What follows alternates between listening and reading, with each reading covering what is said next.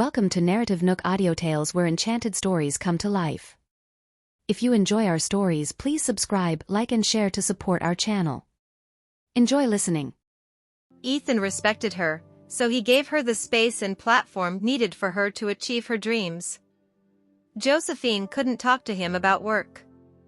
If she told him about her situation, he would fire all the people who crossed her, and the company would be left with no people to run it.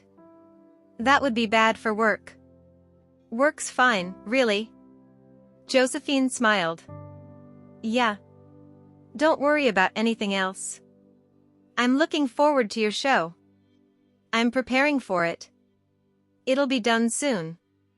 Josephine picked up her glass and raised it. Thank you, honey.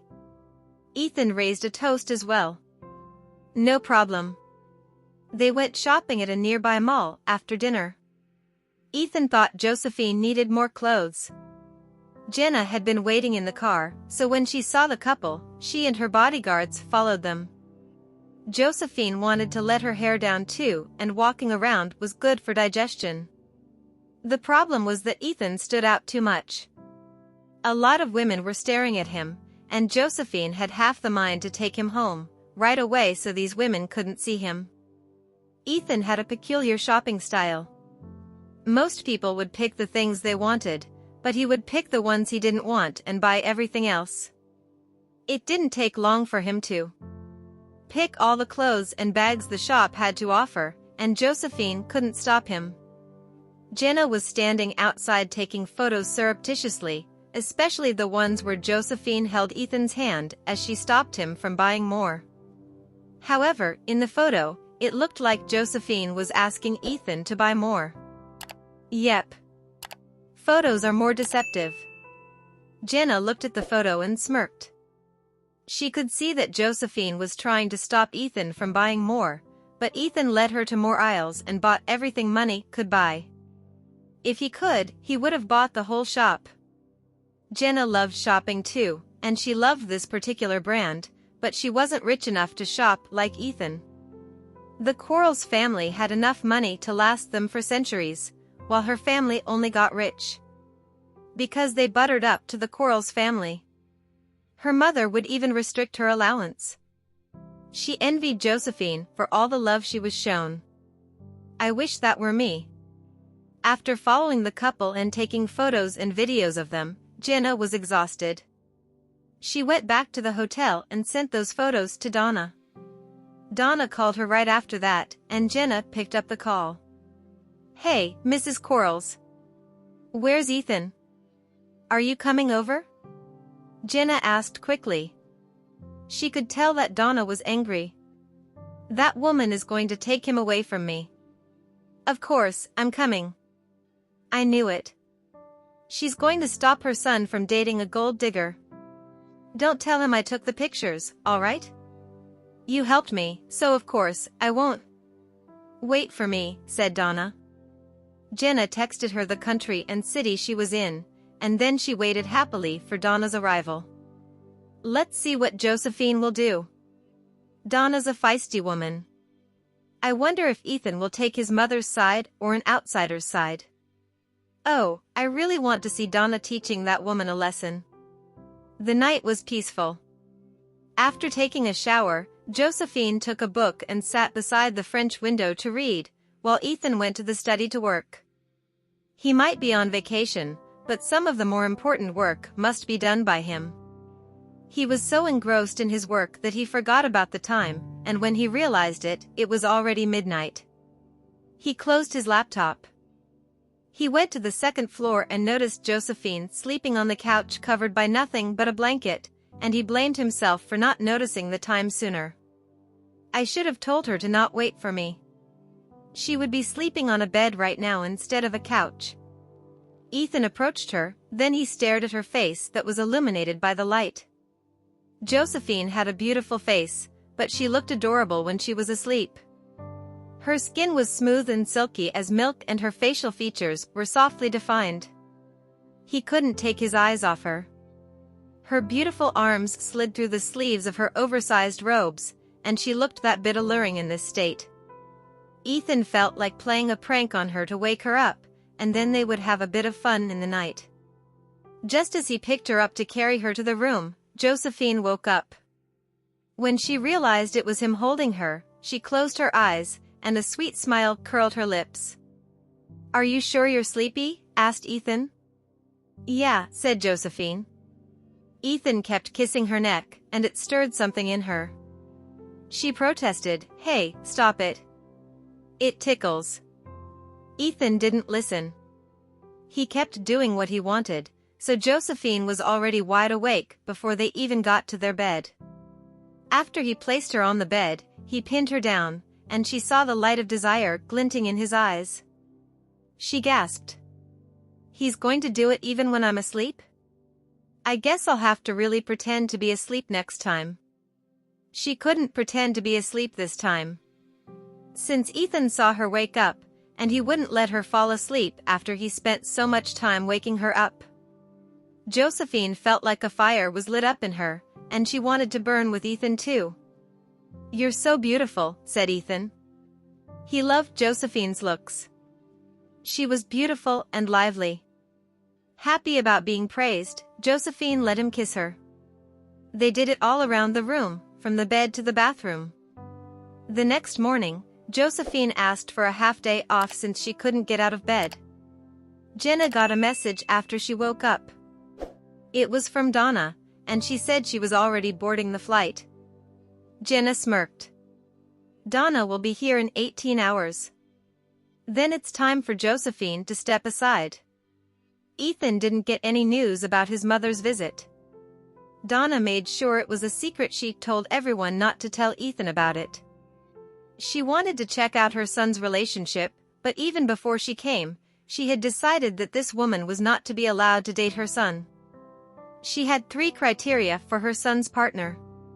1. They must have good character, 2. They must not be materialistic, and 3. They must love her son more than his money, for anyone who loved money more than her son was selfish and greedy. Obviously, she thought this girl failed her litmus test, so she wanted to tell her son to break up with her. Josephine came to work. She would be taking over Ein's show. Since the episode that was airing now was recorded prior, Josephine still had time to train and prepare for the takeover. She changed into her work attire and sat in the studio. Even though she was a little nervous, she presented herself to be calm and composed. Tori stepped into the studio to watch. She heard that this was Josephine's first show and was here to watch how Josephine would embarrass herself. However, she would be disappointed, as Josephine presented herself perfectly to the camera. She was the perfect candidate for the job. After Josephine read the first line, the producer gave her a thumbs up. "Good show, Josephine. That's a great performance for a first-timer." "Thank you." Josephine smiled. Tori crossed her arms, feeling disappointed. It was frustrating that Josephine didn't embarrass herself. She had to say that this woman had talent, and she was worried that Josephine might take over her spot if she became more popular in the company. She was the host of primetime news, and that was the most important show for the company. Josephine was sipping some water when she saw Ethan coming into the studio holding a bouquet of roses. Happily, she smiled. Everyone looked at the entrance, after which they became nervous. They couldn't believe Ethan would come here, and he was holding a bouquet of flowers too.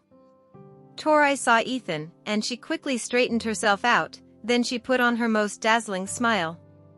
"Hello, Mr. Quarles." Ethan only glanced at her before he turned to look at Josephine, then the producer approached him. "The recording went well. Josephine did a good job." Ethan smiled and nodded proudly. "I knew she could do it." Josephine was sitting under a beam of light, her clothes showing off her perfect curves. Her face seemed to shine under the light, and a hint of healthy red tinged her skin. She was perfect for the camera. Tori watched this scene unfold, and she was reminded of what she saw on the monitor of the film camera earlier. She had to say that Josephine was a great presenter, as she looked good on camera and had a memorable voice. When Josephine left the studio, Ethan presented her with the flowers. He then wrapped his arm around her shoulder and kissed her forehead, his eyes filled with love. Everyone envied Josephine for getting a boyfriend who loved and spoiled her so much. Josephine wrapped her arm around Ethan, and her female colleagues almost went green with envy. They would love to be in her spot. If they could even touch Ethan once, they would die happy. That night, Ethan threw a celebration, and he even bought a set of jewelry for Josephine. It might be expensive, but it was nothing to Ethan. If Josephine refused it, it would be disrespectful to their relationship, so she took it. Unbeknownst to Ethan, Jenna had taken a few photos of him picking out the jewelry for Josephine in the afternoon. She wanted to get more evidence to show Donna that Josephine was just a materialistic woman who kept asking Ethan to buy things for her. After dinner, Ethan took Josephine back to the villa, which was like their secret garden. It was where they could enjoy each other's love and embrace without worries. Josephine was still munching down on some fruits when Ethan took them away from her. Sheepishly, she said, "Ethan, you." Ethan bit down on the fruit and tossed her a look of allure. Josephine couldn't resist that, so she pounced on him and pinned him down. This position excited Ethan, and he gulped. He put his hand behind Josephine's head and pressed his lips against hers. It was obvious that Josephine did not manage to get her fruit back. Josephine started getting handsy too. Oh my God, his abs. His body feels so good. I love this. Josephine might be reserved most of the time, but she always let herself go when her switch was turned on. Ethan easily woke the sleeping passion within her. Noticing her being handsy, Ethan asked hoarsely, "Having fun?" "Yep." "And you're not letting anyone else touch you, get it?" declared Josephine. Ethan smiled. "Of course. I'm yours forever." Happy, Josephine leaned down and kissed him. All of a sudden, he picked her up, and she reflexively wrapped her legs around him. Panicked, she said, "No. I have a report to write." "You're the boss wife. You don't have to write any reports." Ethan chuckled. He wouldn't let her go that easily. "No. That report will be needed tomorrow." She pleaded, "Please, just give me half an hour. You can do anything to me after that." Ethan narrowed his eyes, wondering if this was a good deal. He asked, "Are you sure I can do anything?" Josephine gulped. "Well, this is going to be bad. He's taking advantage of me, and nothing good ever comes from that. However, I'm not scared. Not like he can gobble me up. He'll always let me go if I just cry a little." Josephine had a few tricks up her sleeves, and she wasn't afraid to use them. "Yep." She nodded. Ethan put her down, and Josephine grabbed herself a glass of water before she darted off to do her report. She could not get into it at first, for she kept getting distracted by Ethan. In the end, she forced herself to power through and finish it in half an hour. After that, she deliberately hid in her room. However, Ethan had been counting down. If she refused to come out, he would have to go in. When she noticed what he was doing, she chuckled. "I'm not done yet. Time's up. If you're not done, you'll have to leave it." He then picked her up from the chair. Josephine closed her laptop and looked at him. "What will you do to me?" "What do you say?" asked Ethan. "What would you like me to do?" She was getting a bit intoxicated just listening to his voice that was so velvety. She wrapped her arms around his neck. "Whatever you want." She got a little excited, but then Ethan took her to the couch and she panicked. "He's going to do it right here? That's a bit embarrassing. We should take this back to the room." "I get to pick the spot," Ethan declared. "I get to do whatever I want." Josephine couldn't argue. She was the one who suggested this, so she had to take it. Thus, a fun night began. Jenna and her bodyguards were receiving Donna from the airport. They were waiting outside the VIP passage, and after a while, Donna appeared. Walking behind her were two female bodyguards. Donna was wearing a long, beautiful dress, and her accessories looked elegant and expensive. She was the lady of a rich family, and every move she made sang of elegance. Jenna hugged her. "You're here, Mrs. Quarles." "Take me to Ethan," said Donna. While they were on their way, Jenna showed Donna the picture she took the day before. Ethan got her some jewelry. I bet she kept asking him for it, and he picked it for her himself. He wouldn't even do it for me. And now he's picking gifts for another girl? Donna was a little jealous that her son was treating another woman so well. You have to stop them from seeing each other, or he's going to be her slave. My son isn't that worthless. Donna was wondering how she should settle this. You can't show her mercy, but still, be prepared. I bet she's going to ask for some compensation. Donna hated women like that the most. Even though she was rich, she would not let herself get taken advantage of. We should get a room at the hotel. I'd like to make some observations myself. I should check it out with my own eyes first, Donna thought. The next day, Josephine went to work as usual. It was her second show, and she was getting better at it too. The producer didn't forget to praise her. We're going to throw a celebration tonight. Can you ask Mr. Quarles to join us? Asked the producer. Tonight? Josephine smiled. Yes. Short notice, and it's only for our department. Josephine nodded. I'll text him. She then texted Ethan, and he said he could go. He can make it, said Josephine. Happy, the producer said, great. Looking forward to tonight. The news made its way to Tori.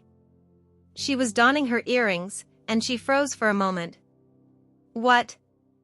Are you sure Mr. Quarles will be there too? Yes.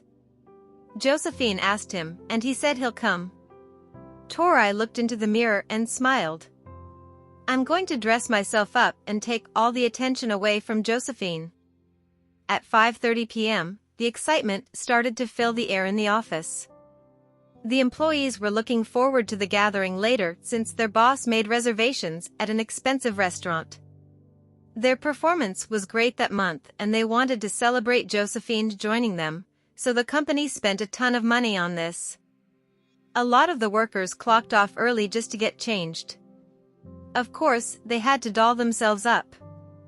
The ladies had heard that Ethan was going to be there, so even though they weren't expecting any surprises tonight, they wanted to dress up just for Ethan. Josephine didn't go back. She had a report to write, and she did not need to captivate Ethan anyway. This was just another dinner for her.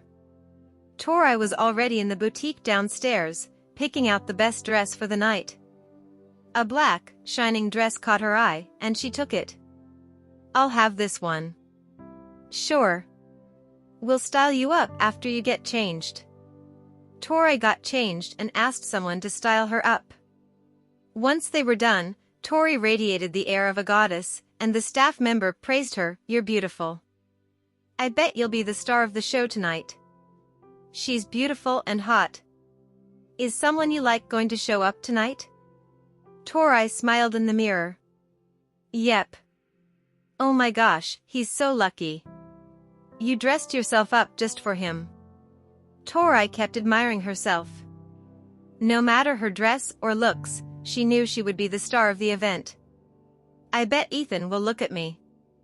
At 5:30 p.m., Josephine's phone rang. She had just finished work. When she saw who was calling, she smiled. Are you here already? Are you done with work? Come downstairs. I want to take you somewhere. What? But the event's starting soon. Which is in an hour. We have enough time before that, said Ethan. Josephine took her bag and said goodbye to everyone. She then left the building and saw Ethan's car right outside. Ethan's bodyguard was in the driver's seat while Ethan was standing beside the car. She walked toward him with a smile. She hadn't seen him for the entire day and she missed him, so she hugged him. Ethan wrapped his arms around her as well and leaned down for a kiss, which made her blush. She then got in the car. An off-road vehicle was parked right beside them, and the passengers of that vehicle saw what happened. Jenna was filled with envy, and Donna was a little surprised too. It was the first time her son showed so much love to a woman, and she was a little jealous, to be honest. Her son could go for 2 weeks without calling her once, and she was jealous that he was treating someone else so nicely, especially when that someone was a girl she didn't really like.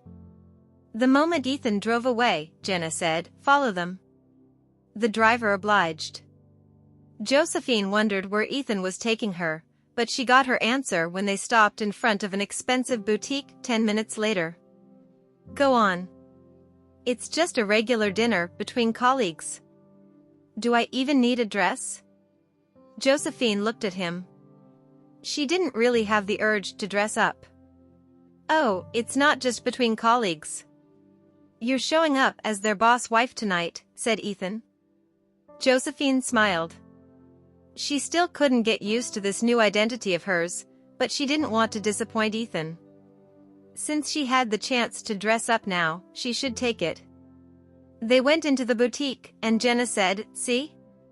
All she does is spend his money on things like clothes and jewelry. She never stops." Donna heaved a sigh. "We should leave. Let's grab dinner. I'll talk to her in a couple of days." Jenna would like Donna to settle things right here, but she couldn't push it, so she said, "I'll make some reservations. You like Mediterranean food, right? I know a good place." Donna nodded. She thought Jenna would make a good girlfriend for her son. Ethan was waiting on the couch while Josephine selected her dress on the second floor. She chose a simple white dress. The hem extended to her knees, and the sleeves extended to her elbow. She looked elegant and beautiful in that dress. She then sat in front of the dressing table as the stylist styled her up. As she closed her eyes, the stylist kept praising her looks, saying that they were perfect, exotic, and yet immaculately beautiful. Josephine went downstairs after she was styled and Ethan turned around. What he saw captivated him. Josephine was adorable even without makeup, and now she looked like a goddess. "You're beautiful." Ethan approached her. His gaze did not escape Josephine, and she felt a little shy, then she held his hand. "Let's go. Everyone's waiting for us." The group chat was asking her when she would arrive. Her colleagues were already there and buzzing with excitement. The ladies dressed themselves up for the event, but when Tori showed up, her beauty made them feel inadequate. Tori was a gorgeous woman, and she looked even more beautiful in makeup. A lot of the ladies started whispering among themselves. "Oh my gosh, she's beautiful. Of course, she does. Mr. Quarles must be coming tonight. But he's Josephine's boyfriend. This isn't going to look good on Tori." The ladies didn't comment further on Tori's actions, but they knew she dressed herself up just to attract Ethan. She's trying to seduce him. Guess there'll be drama tonight. Tori took her seat beside the main seat, which belonged to Ethan. This way, she could be close to him. She knew people were staring at her, but she didn't care. She remained shining and brilliant, and it garnered a bit of attention from the men. Josephine and Ethan had just arrived at the restaurant, and so had Atticus.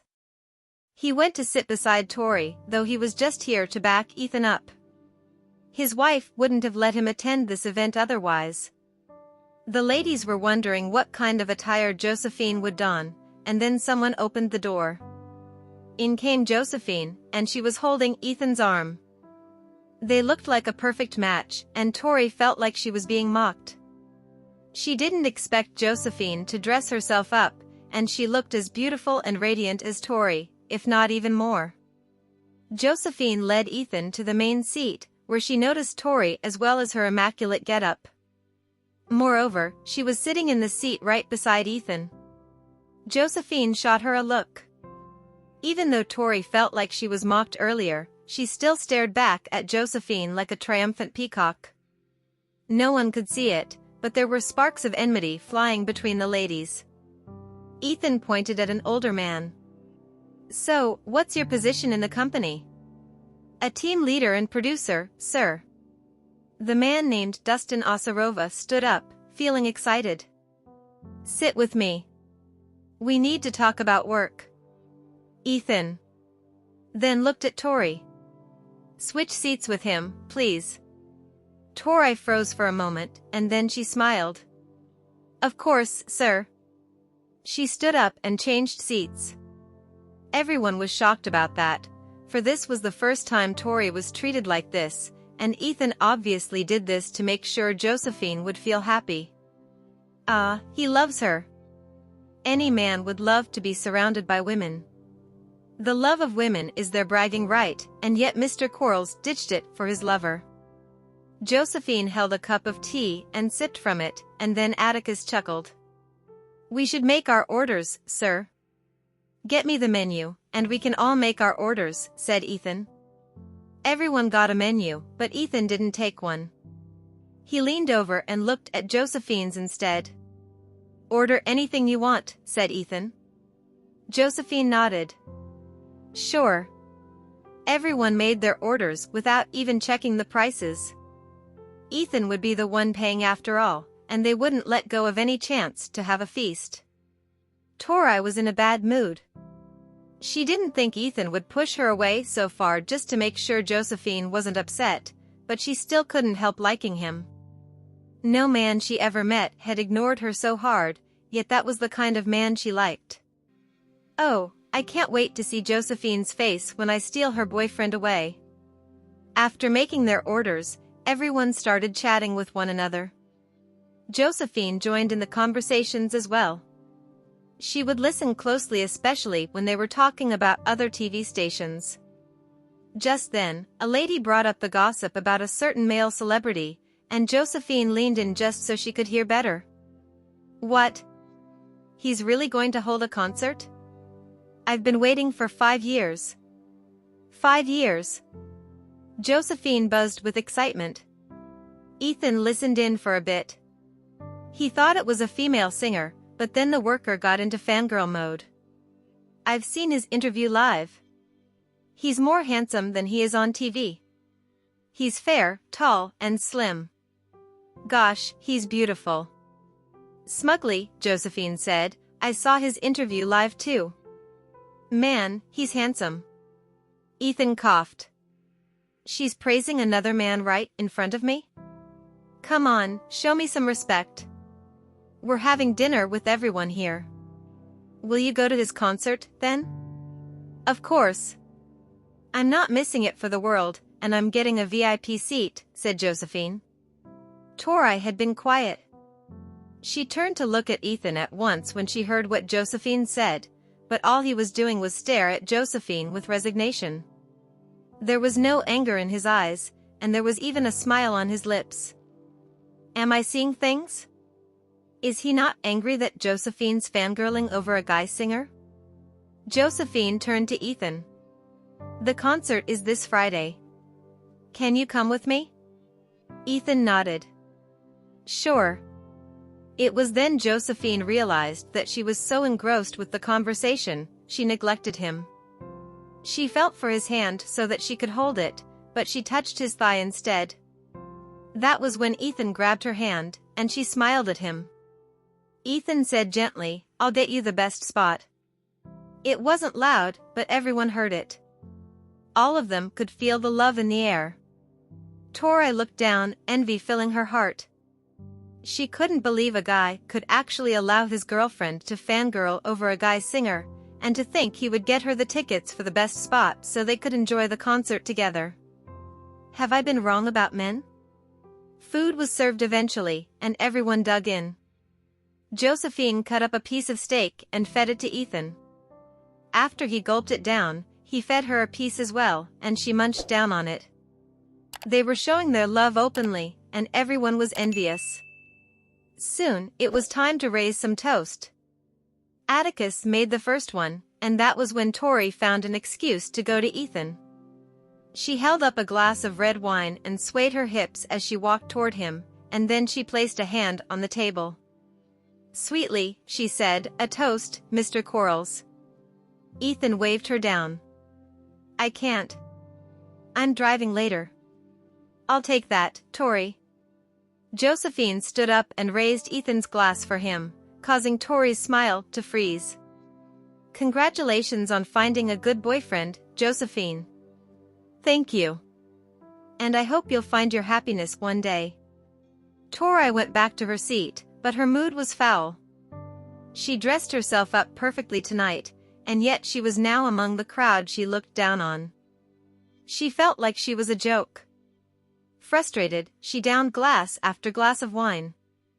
A male worker who liked her said, "You should stop, Tori." Tori was a good drinker, so this much wasn't enough to take her out. Josephine then went to the restroom, and Tori did the same. Right after Josephine finished washing her hands, Tori came out of the cubicle.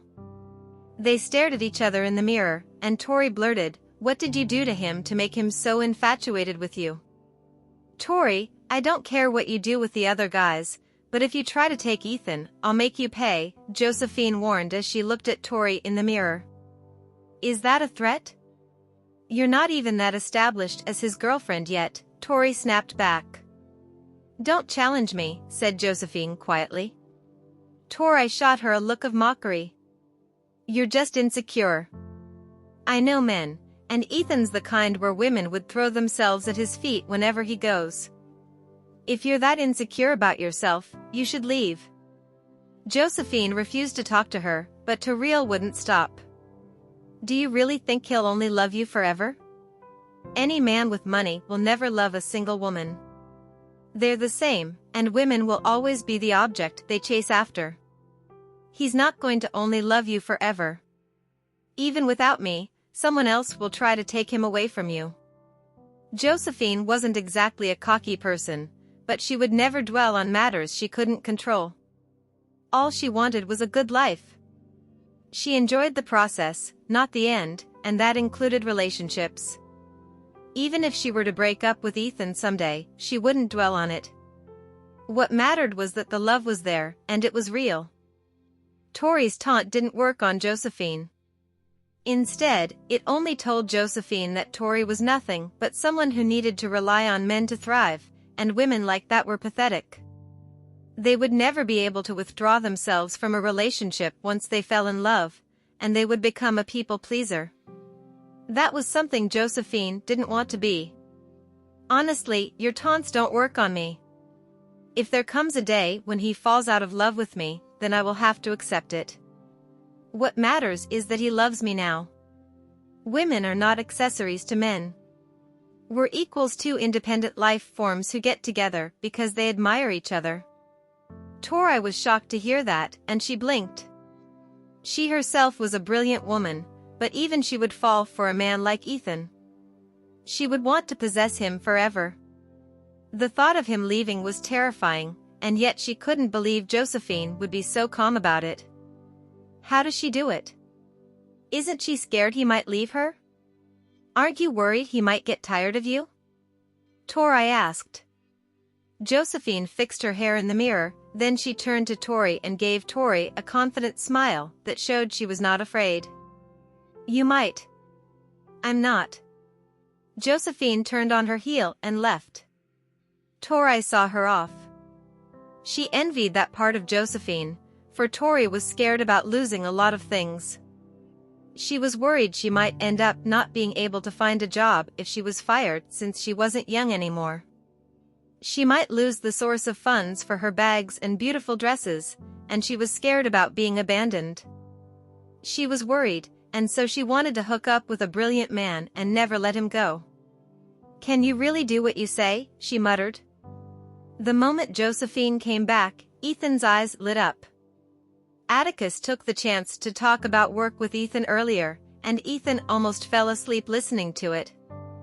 Good thing Atticus stopped the moment Josephine came back. Ethan took a sip of the fruit wine and gave the glass to Josephine. "Here. This one's good." Josephine took the glass and had a sip. Yep. This is what I would drink. She nodded. It's good. Any more of this? Yes. Here. Ethan handed her a bottle of that wine. Josephine poured herself a glass and shared the rest with the ladies. Ethan was all smiles about it. He was captivated by Josephine and everything she did, for she radiated kindness and selflessness. Which was also worrying, because that meant she might disregard her own safety just to save someone in times of danger. He hoped she would care about herself more, for he couldn't be with her at all times. Tori went back to her seat, and she held her glass up as she stared at Ethan. There was passionate love in her eyes, but Ethan still wouldn't give her a moment of his time. All his attention was on Josephine, and Josephine was like a rose in full bloom, beautiful and real. Eventually, the dinner came to an end. Ethan took Josephine's hand and stood up to leave. Tori quickly followed them. Her heart still led her toward Ethan even though it seemed hopeless for her. Ethan led Josephine into an elevator, and everyone else took the other elevators, but Tori followed Ethan. When she realized she was the only one who did it, things got a little awkward, but she refused to leave. 2 glasses of fruit wine. That's all it takes to bring you down? Ethan flicked Josephine's cheek. I'm not drunk, said Josephine stubbornly. But I like it when you're tipsy. Ethan wrapped his arm around her shoulder and offered his shoulder for her to lean against it. Since Tori was here, Josephine got a little embarrassed, but Ethan still pinched her cheek affectionately. Tori watched them being lovey-dovey in the elevator's mirror. Ethan seemed like a different person when he was with Josephine. Unlike the usually cool and aloof man he was, he seemed like a beast that would gobble Josephine up at any time. Tori had a feeling that even if they were to break up someday, Ethan would be the one afraid of that prospect. Eventually, they reached their floor, and Tori emerged from the elevator. She smiled as she saw the couple off. See you around, Mr. Quarles, Josephine. Josephine didn't like Tori, but she said, thank you. She then left with Ethan. The driver was driving, while the couple sat in the back seat as they were taken home. On their way back, Ethan told his assistant to get the concert tickets and that he wanted the best seats possible. Happy, Josephine rested her chin on his arm. She looked like a child who just got her favorite toy. The only men in her life who loved her so much were her grandfather and father. Now, Ethan was added to the list. All right, got the tickets. We can see the concert this Friday. Ethan kissed her forehead. Jenna and Donna were waiting outside Ethan's villa. After a lot of persuasion, Jenna finally got Donna to agree to this. Every night Jenna did nothing to break the couple up. Josephine would get to sleep with Ethan, and the thought of that tormented her. Donna was getting upset as well. She was in the back seat and kept checking the time. It's almost 9:30. Why isn't he home yet? Give them a while. They might be on their way home. Jenna was worried Donna might get tired of waiting. Donna nodded. I'm all right. I'll wait a bit more. I bet it's because Josephine's being clingy, said Jenna. Donna's displeasure toward Josephine mounted. She hated clingy girls. Women like that were obviously dependent on men and would amount to nothing in life. Just then, a black car appeared around the corner, and Donna's bodyguard said, Mr. Quarles is back. Jenna was starting to get excited. All right, here goes. I'm going to make her pay for what she did to me. Donna's going to embarrass her. At the same time, Ethan's driver noticed a car outside the villa and said, Sir, there's a car right outside the entrance. It looks like Jenna's car. He said, ignore them. Keep driving. Just when the car was about to go through the gates, the off-road vehicle suddenly blocked his path. Josephine could guess that this was Jenna's doing, so she said, you should say hi to her. Ethan reluctantly went to the off-road vehicles. back seat and knocked on the window, but when it rolled down, he was surprised to see who was inside. "Mom?" He couldn't believe his mother was inside the car. Donna shot him a look of displeasure. "You seem unhappy to see me." "Oh, you should have called, Mom." Ethan smiled at her and opened the door. "Well, come out." "Come with me, Jenna." Donna said, "I only want to see you and no one else." "She doesn't want to see Josephine?" Ethan looked at Jenna. It must be her. So, Mom knows. My girlfriend's in my car. I'd like to introduce her to you." Ethan wanted to introduce Josephine to his mother. "I'm tired. I don't want to meet any strangers," said Donna. She wanted her son to know that she was displeased. "Well, I can't force her. If I do, she'll only dislike Josephine more. Give me a minute." Thank you for listening. If you have enjoyed this story, please like and share so others can see it too. Also hit the subscription button and notification bell so you can be notified on our next release. Thank you for your support. God bless you.